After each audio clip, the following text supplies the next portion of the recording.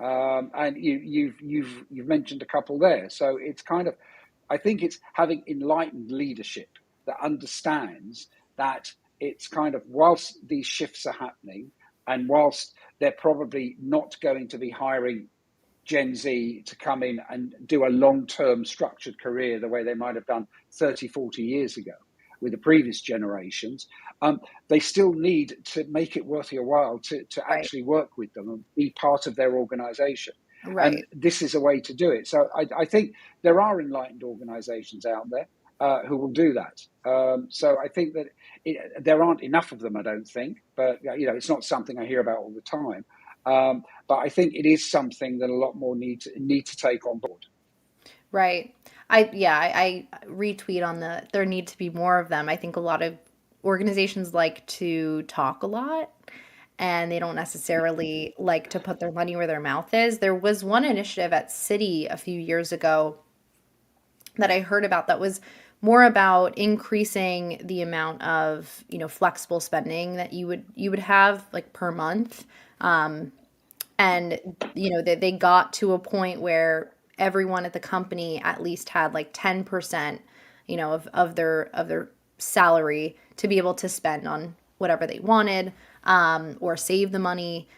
There's another organization that was providing, it's really interesting because the buying patterns right now are so different. Everyone's, signing up for these monthly subscriptions to AI tools.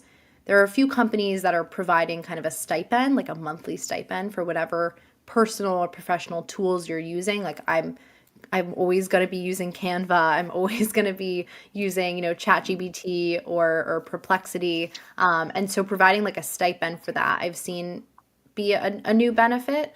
And then also, obviously, if you're working flexibly, you know, co-working spaces, memberships to co-working spaces, memberships to career development communities is a new one, a bigger one because there are so many new ones popping Yeah.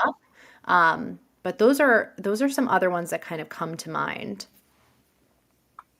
Hmm.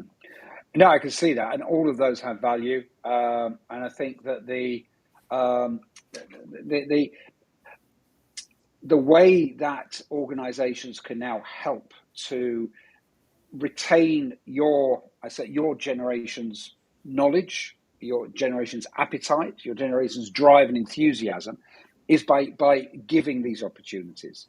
It's a very different structure now, because there isn't as much of a career structure.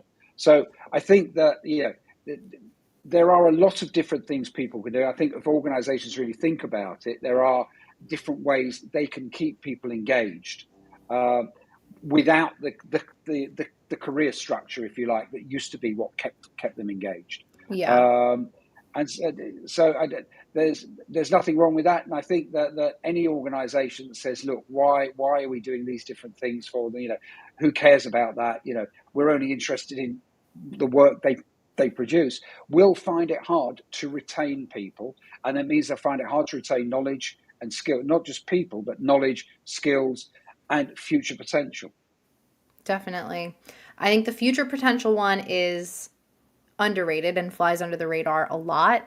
As we wrap up, I think my kind of takeaway from this whole RTO push, and if you are trying to get more people in the office and whatnot, I think the priority should be, what is the reason?